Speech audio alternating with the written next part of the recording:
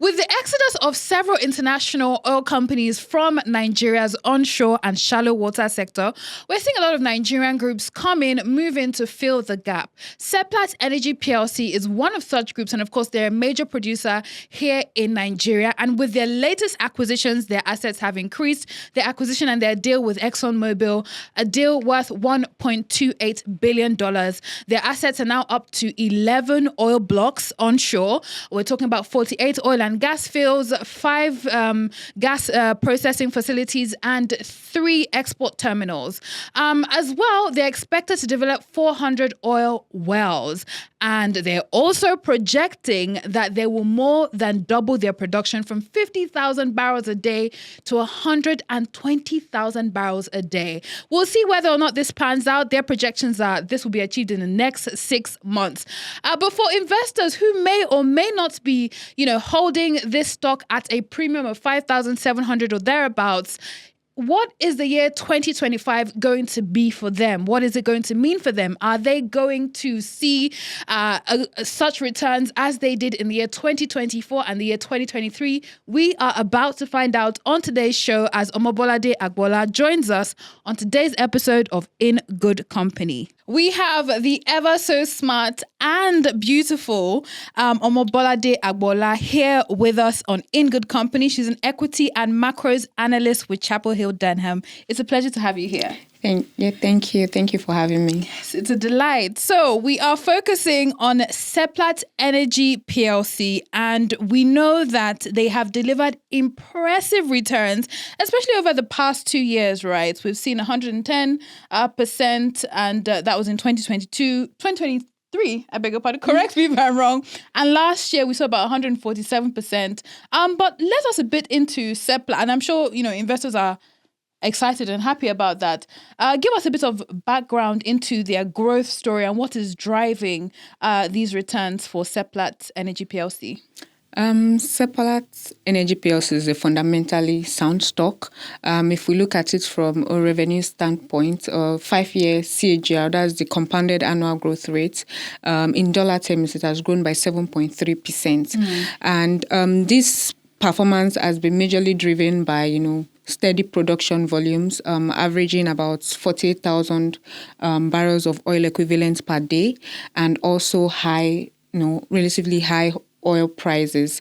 If we look at it in Naira terms, and you see the impact in terms of CAGR in 5-year period growing by about revenue, this speaking to revenue, 25%.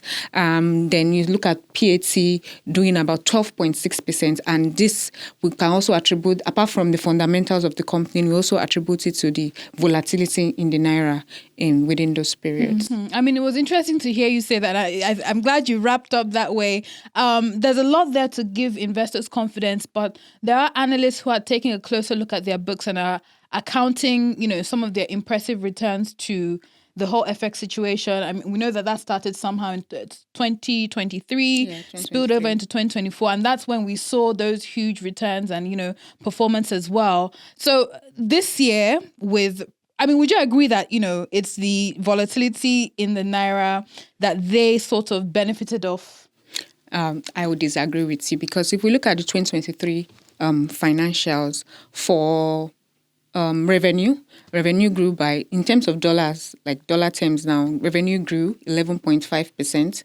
And then if we look at it in terms of profit after tax, it also grew about 18% year-on-year basis. So that just reflects that fundamentally the stock is a sound is a sound one, and then the valuation of volatility on the of the Naira is just like an icing on the cake. Okay. I mean, this year, 2025, we'll see whether or not, that pans out. Of course, it's projected again, stability of the Naira. Yeah. It's anticipated that there will be a lot less volatility, and maybe even the Naira may appreciate a little bit. So, I mean, with that in view, what would be your projections for this, the company, Seplat?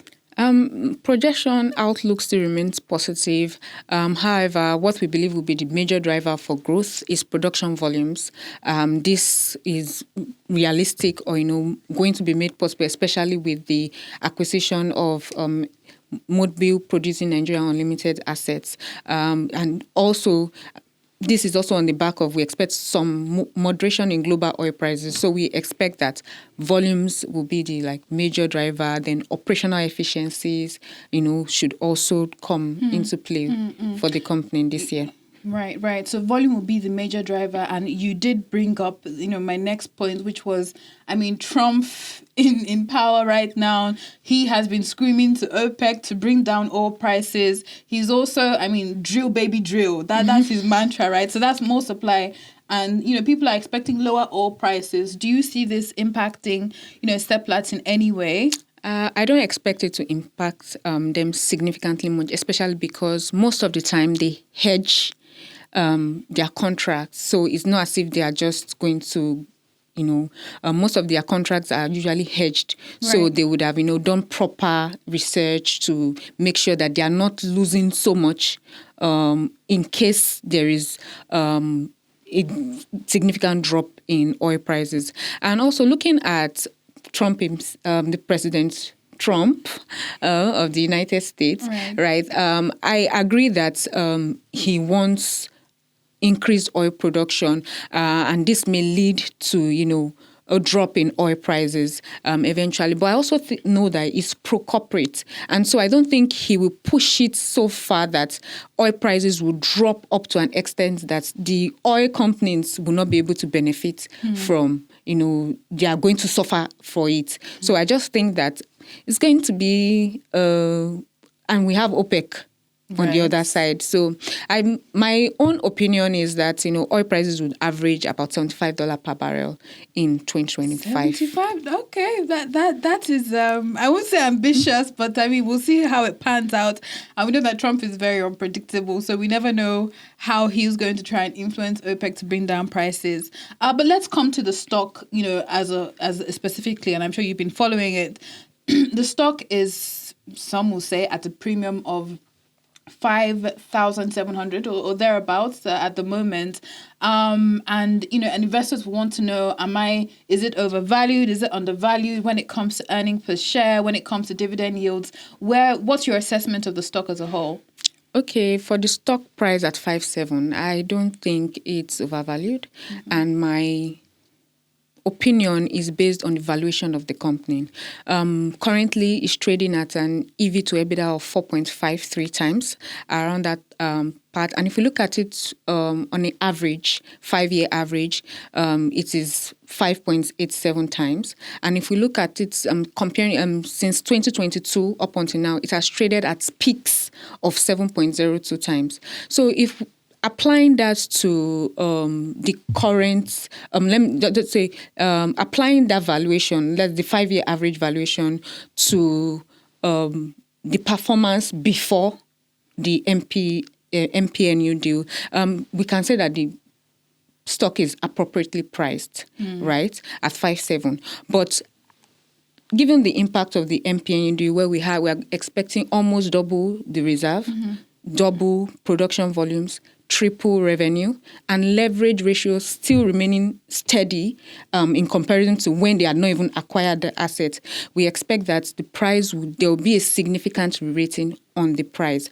I also appeal to retail investors that feel that 5.7 is too much, but like I mentioned earlier, it has not even traded as high as 7 times. It's just 4.53 times current valuation. So in the near term, we expect significant, repricing of the stock.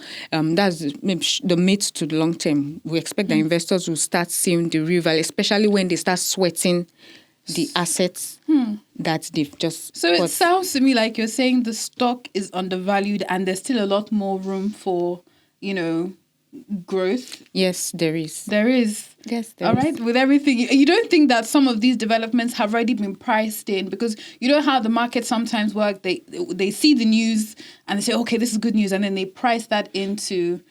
Okay, so even if that's what I'm saying. That is why I'm looking at it from a valuation standpoint. We're not looking at it based on price. So even if I'm doing an analysis of the stock, I'm like, okay, on a long period of time, how has it traded? What is the highest it has done? And this high that I'm mentioning of 7.02 times is are periods when they've not even acquired this MPNU assets. Right. So if it has traded as high as that with, not as big as it is currently, so what do you expect the market? That means that, there's going to be a possible re-rating on the stock in the future, especially when they start sweating the assets and investors start seeing, that these assets are very business, their business accretive to them. Mm-hmm. So I believe that they'll be buying interest on the stock. Okay, I mean, we'll see how that pans out as we go forward. So definitely it sounds like there are a lot of tailwinds, right, to push, the stock forward and strengthen the stock. And that, of course, investor confidence. We'll come later to the deal, right, and their projections with that deal. But do you also sense any headwinds ahead for Seplat? Oh, of course, there are always risks to outlook. One of the risks is lower production, maybe due to challenges locally. And another thing is for the stock price now, in terms of a trading perspective, it is dually listed. That's both on the London and the Nigerian Stock Exchange. And so, given our volatility in the Naira, there are opportunities for arbitrage. So that could influence price performance of the stock too. Mm-hmm. I mean, we'll watch out for that as well. Now, let's come to the deal between Seplat Energy PLC, with ExxonMobil, the $1.28 billion deal. They've acquired quite a lot here. We know that some of these IOCs are trying to step back when it comes to onshore and shallow water assets. And Nigeria is now coming in. And based off of their acquisition, they are planning to more than double, their production, right? You tell us a bit more about that, and how would I say, are they being overambitious with their projections, or do you think they're well positioned to actually actualize that 120,000 barrels per day in the next 6 months? I don't think it's overambitious, given that it is what the assets are currently doing. They just added to performance that they do that, brought about this projection. So what one would even look out for now is how fast they're able to sweat their assets so that it can even do more than their projection. So it's just the current performance of the assets that they just said, currently MPNU is producing 70. Let me just estimate at 70,000 barrels of oil per day, of oil equivalent per day. I'm doing around 48. I just put that together. And this is our projection. If we don't even do so much, effort, if we just keep running the asset the way it has been running, so we are going to have that. But we believe that, Seplat is not looking at it from historical performance. They've always taken assets that have been deemed to not be productive and turned it around. What's the track record with them here? So there's the Midwestern asset. It was not producing gas that was of export quality, and when Seplat took over those assets, now it is producing export quality gas. So I believe that technology has also improved over time. Then when we have 2D seismic evaluation, but now we have more than 2D. There are different technologies that will be applied, and then they will have much more visuals of what is underground and how they can make sure the assets are producing efficiently. So I think there is still opportunity, upside performance, and it's just going to involve a lot of investments actually. Right, and let's come to that. The investments that will go into this, they have about, they said they want to develop 400 oil wells. So, I mean, from what you're saying, it's going to be a capital-intensive year, 2025. How do you see this weighing on their books in terms of performance, especially when you juxtapose that with that of last year? We don't have their results out yet, do we? No, we don't. Last year and the year before. So the 400 was, I don't think they would start spending so much on each one already. So from their latest management meeting, they already mentioned that it's to about 200 is currently working, right? And then what I believe they will do is to improve the asset integrity of the ones that are working, and then come up with strategies or plan to ensure that in the long run, all assets or all oilways rather are producing. But now I feel that, in terms of capital investment, they do a lot of capital investment even with the assets they have. And I think for last year it was about $200 million that they were invested. So I'm looking at how they invest in their own assets, and I know that they've taken loans to buy this or to get this transaction sorted. So they will definitely have plans and strategies that they will put in place to ensure that this is business accretive to them. All right. I mean, we'll see, how that pans out, okay? Because when it comes to loans, and obviously it's in dollars and they earn in dollars, so they're somewhat hedged against, any volatility that we don't expect this year. But then there are also critics who have, especially assessed this deal and said that some of their acquisitions, are pretty much, leftovers, unwanted assets, and they're just carrying some dead weight on them. What do you have to say, about those critics? I don't think it's dead weight if it's going to double your production volumes. If it's projected to double? It's not projected. I said it earlier that based on the current performance of those assets is what, they are adding to their own performance and what they expect, right? This is this is before any significant investment is put into those assets. So I don't think it's dead weight, and I believe that we have really great people in Seplat that would definitely do their due diligence before taking on an asset, and I believe it's going to be positive. So I don't think it's dead weight. I just think that the markets, investors should just relax and see how this pans out for them. Right. And apart from even this asset, although this is the biggest of it, they also have other projects that they are working on that also will be accretive to them in the long run. So they are very interested, or let me say it is very important to them that the assets they acquire and the business remains profitable, especially to shareholders. Right, as any company would be.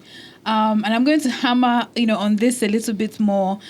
We know that most of the assets that they've acquired, they're onshore assets and shallow water assets, and there are those who have highlighted the challenges with handling such onshore assets. So do you see Seplat being better positioned to handle some of the, troubles that come with handling such assets, better than perhaps ExxonMobil's, the internationals, dealing with the local community specifically? Well, we've seen most indigenous companies have a very great relationship with the host communities. Right.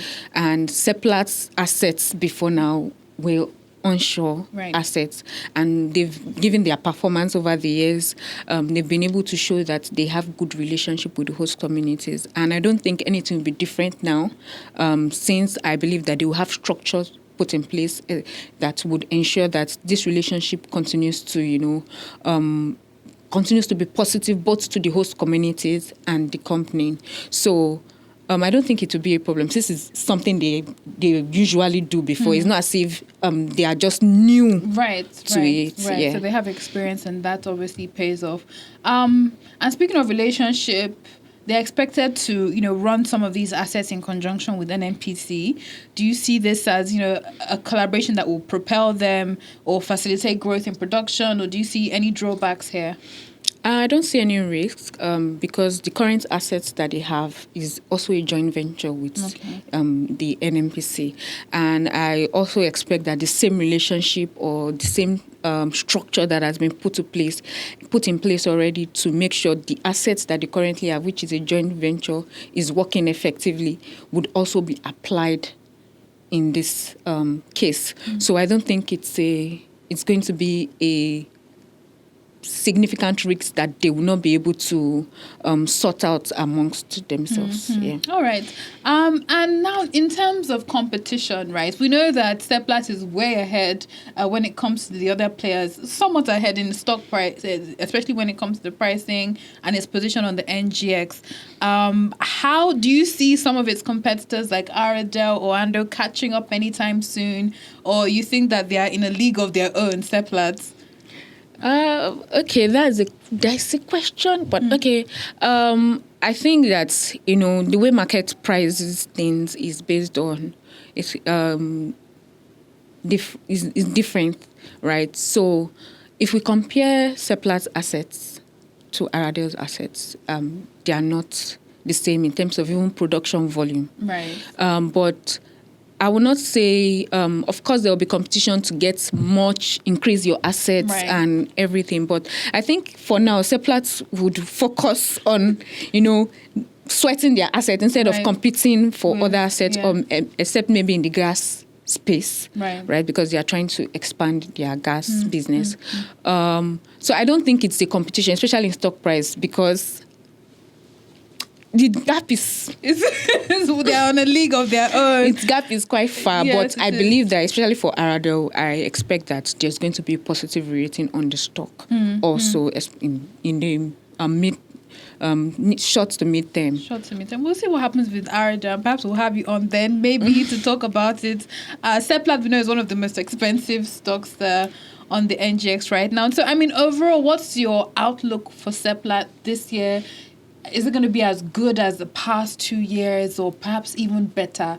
What's your outlook from an investor standpoint? So are you talking about the fundamentals of the company or share price performance? Let's take both. Okay, so fundamentals of the company, I think it's quite positive.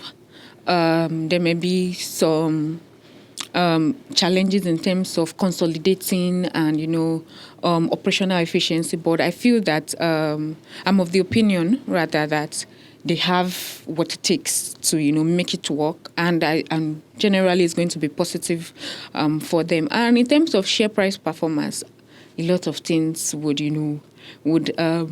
impact that. So one of the things I believe would drive positive sentiments in the stock is increase in dividend payments, which I expect would happen this year. So I think that is one of the corporate actions that may cause some spur in price movements in this year 2025. Apart from that, although they've not alluded to anything, but it's something that would expect from Seplat. There are risks to the outlook too. Like I said, arbitrage trading is one of the challenges that can upward or downward. So, but generally, the outlook is positive. Yeah. Well, we'll see how it pans out. And if it doesn't pan out as you have projected, we'll come back. I'll have you back here to explain. But thank you so much, Omobolade Agboola, for joining us on In Good Company today. Thank you very, very much for having me.